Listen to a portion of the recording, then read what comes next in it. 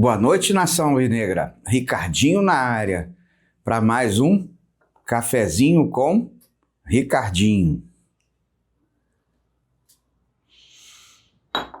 Galera, infelizmente, nós vamos ter que comentar sobre a desclassificação do Botafogo da Libertadores da América, acontecida ontem, e realmente não foi por conta só de uma partida.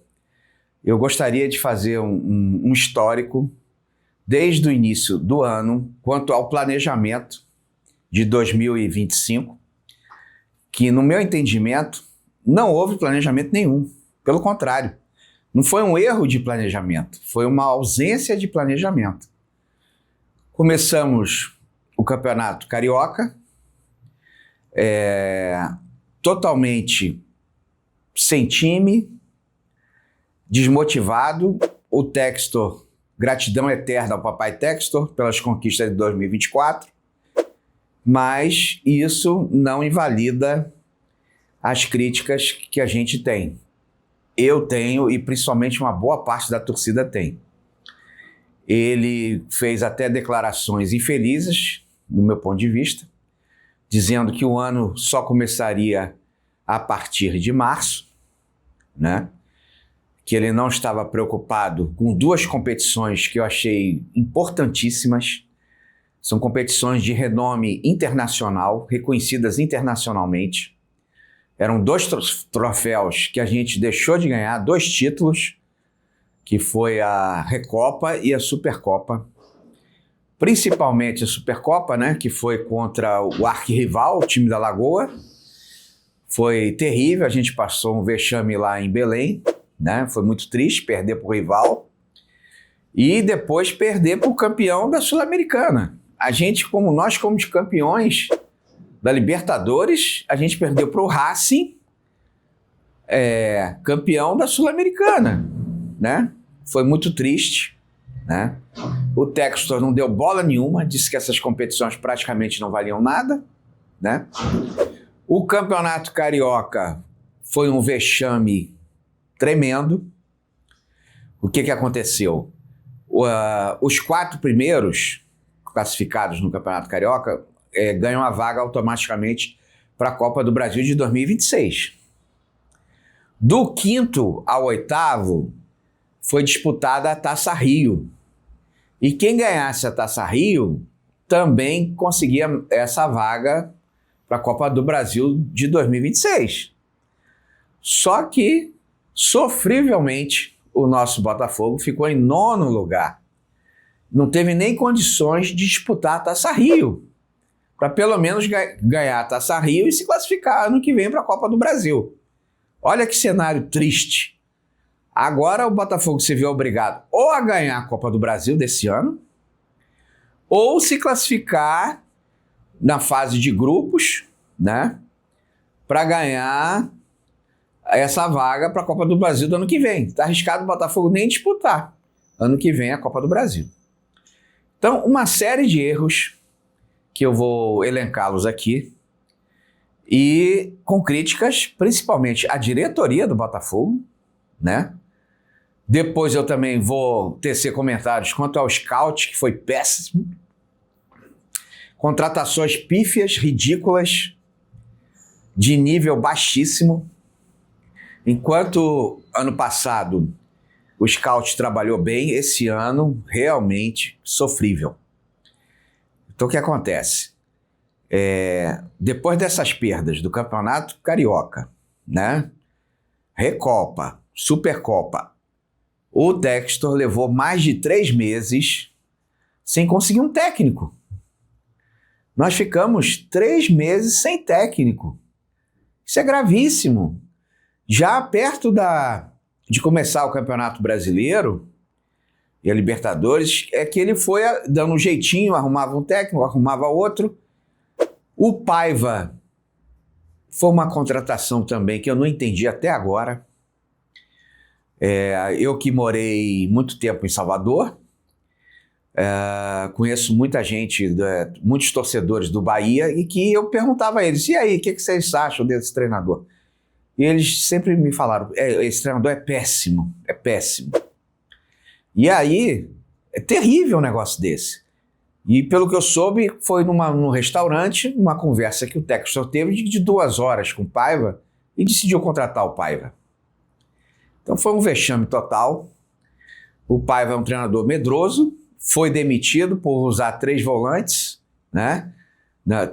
Nos jogos, principalmente contra o Palmeiras, que realmente o Botafogo foi covarde.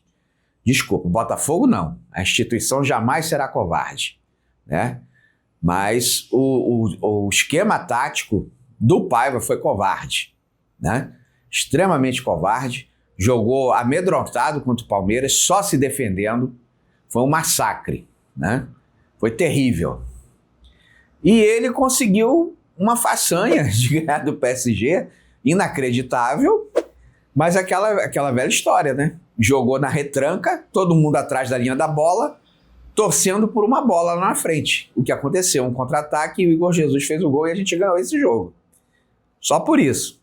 Contra o Atlético de Madrid mesmo, era pra gente pelo menos ter empatado. Se a gente tivesse empatado, iria para uma chave talvez até melhor. O Botafogo poderia até ter progredido mais no Mundial de Clubes. Então, desde o início do ano até agora, a única coisa de boa foi a vitória sobre o PSG. O resto, lamentável, lamentável.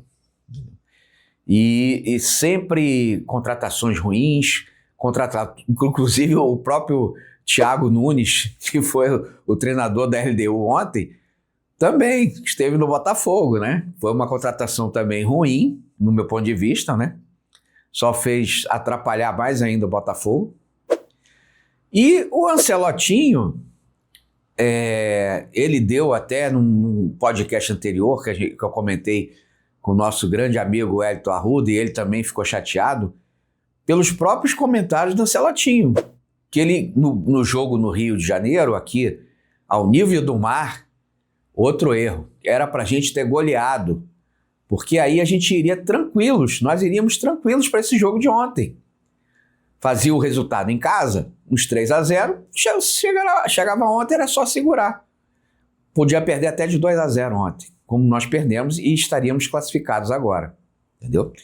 Então, ele disse, o Ancelotti, que foi surpreendido pela maneira da LDU jogar. Surpreendido? Então, o que acontece? Ele teria que ter estudado mais o adversário, né? No jogo no Rio. Teria que ter estudado. LDU marca sob pressão. Claro, eles sempre marcaram sob pressão. Vigor físico, a gente está cansado de saber que eles têm vigor físico e principalmente fôlego, né? Que eles vêm da altitude e vêm cheio de gás no Rio de Janeiro para jogar, né? E a gente ainda teve altitude, né? Contra nós ontem. Mas pelo que eu percebi, o fator da derrota ontem não foi a altitude. Eu acho que a altitude não influenciou tanto assim. O problema é que ele escalou mal, o Ancelotinho escalou o time errado, no meu ponto de vista. Tinha que ter entrado com todos os titulares, ele não entrou com todos os titulares. Fora isso, os jogadores também não estiveram à altura da partida. Marlon Freitas, mal. Danilo, péssimo. Muito mal, Danilo. Não sei o que está vendo com ele, que ele ainda não se enquadrou no time, né? E estava terrível, terrível. Outra coisa, Ancelotti demora demais a substituir. O time está jogando mal? Mexe logo, não tem esse negócio de esperar segundo tempo, vamos ver o que a gente vai fazer. Esperar tomar gol para substituir? Como ele falou, eu fui surpreendido com gol aos 7 minutos. Tudo bem, tomou gol 7, no 8º minuto, botava os caras. Botava Montoro logo. Não entendi porque não escalou Montoro logo desde o início também, entendeu? Entrava logo com o Arthur Cabral também, que é alto, né? Pelo menos algumas jogadas.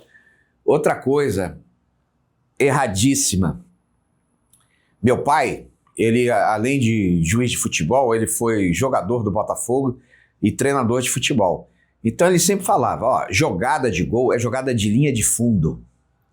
Naquela época, a linha de fundo quem fazia era o ponta. Hoje em dia é ponta e o lateral. Ontem, irreconhecível Alex Telles. Irreconhecível. não acertava um cruzamento e pior, ele nem tentava chegar na linha de fundo. Ele cruzava da intermediária em diagonal, o que facilita o quê? O corte da zaga, dos backs, os zagueiros, porque pegam todos os zagueiros de frente.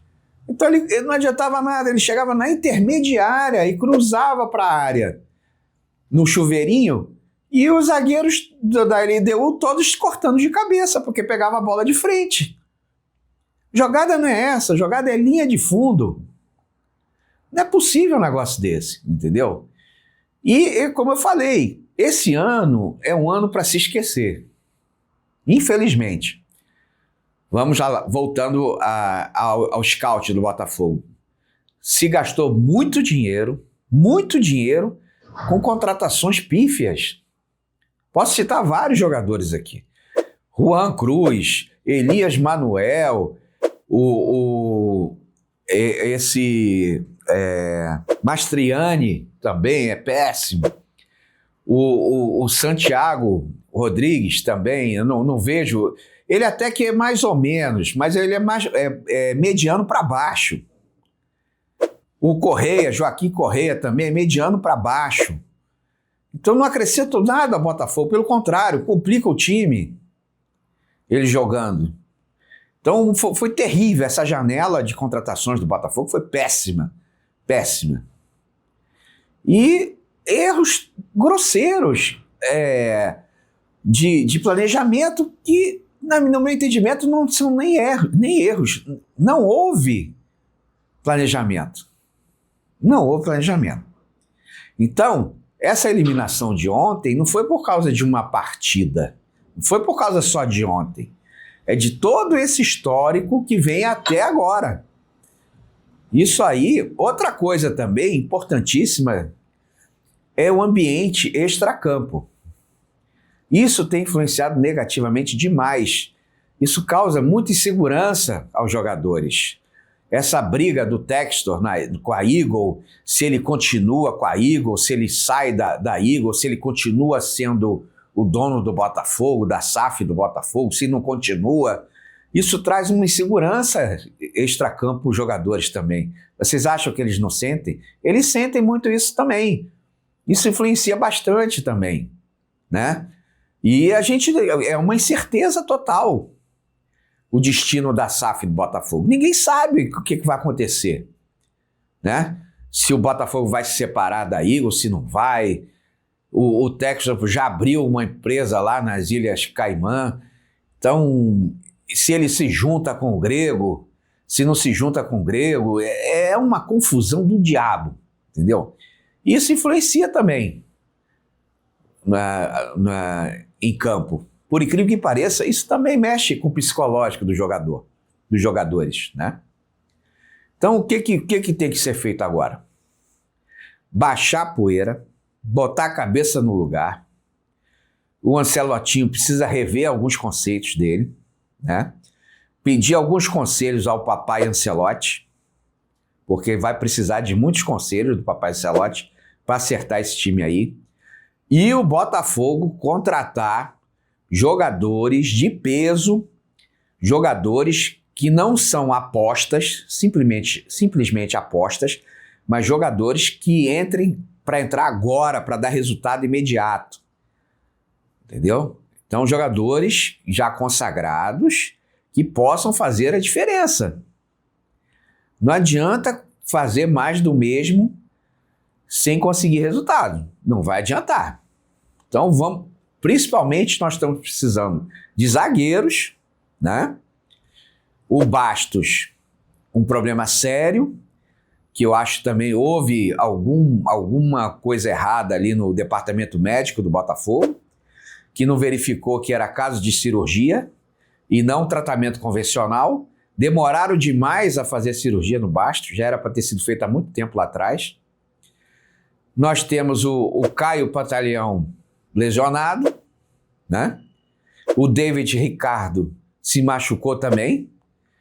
O Marçal jogou mal ontem. Pelo amor de Deus, não vamos sacrificar o Marçal, né? Ele foi o herói na outra partida, né?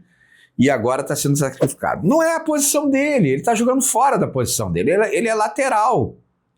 Ele é lateral, ele não é zagueiro, ele é lateral. Então, pelo menos ele está quebrando o galho, pelo menos isso. Mas é isso, a gente precisa contratar o zagueiro. A gente precisa de quê? De um atacante veloz. Aliás, eu diria até 2. Eu não diria só um, não. Eu diria 2 atacantes. Um centralizado, um cara bom, estilo Igor Jesus, com muita técnica e velocidade, né? Não o Arthur Cabral, que é pesadão e não tem muita técnica. Isso aí não resolve. E um ponta. A gente precisa de um ponta agudo, aquele que parte para cima mesmo. Um ponta ofensivo, né? Tipo o Luiz Henrique, né? Que saiu. Aí sim, aí a gente passa a ter um time competitivo e que realmente tenha condições de disputar algum campeonato. Porque da maneira como está, eu infelizmente tenho um sentimento... eu não diria que sou pessimista, eu diria que sou realista. Mas com esse time aí, a gente não vai muito adiante nas competições, não. Podem ter certeza disso. E, infelizmente, acredito que as nossas maiores chances estejam na Copa do Brasil, até porque é um título inédito para nós, que nós nunca ganhamos. E temos grandes chances, né? Mas da maneira como a gente jogou ontem, eu fico até preocupado. Até mesmo contra o Vasco, né? Que a gente vai pegar o Vasco, a primeira partida será em São Januário, né? E eu tenho medo. Por incrível que pareça, eu não tinha, mas agora estou com medo do Vasco. Porque dessa maneira como o time está jogando, é complicado, muito complicado. Mas vamos torcer, né? Para que dê tudo certo, que a gente possa progredir na Copa do Brasil, se Deus quiser ganhar esse título, que a gente não tem, né? E ficar entre os 6 primeiros no Campeonato Brasileiro. Porque aí até o 4º lugar, né, dá direto à fase de grupos, direto a Libertadores, e do 5º ao 6º dá direito a pré-Libertadores, né? Também é bom. Então, vamos ver se a gente consegue ficar no pelotão de cima, né, até o final do campeonato. Torcendo para que o pessoal bote a mão na consciência, contrate jogadores e o Ancelotinho peça mais conselhos ao seu pai. Tá certo? É isso, galera. Espero que vocês tenham gostado. Façam seus comentários aqui no canal. Não se esqueçam de se inscreverem no YouTube, no Kawaii, no TikTok e no Instagram. E lembre-se sempre, cafezinho é com Ricardinho. Lembrando, galera, de vocês darem o seu like e também hypar para que o canal do Ricardinho seja mais divulgado e seja mais visto pela galera do Glorioso. Corta!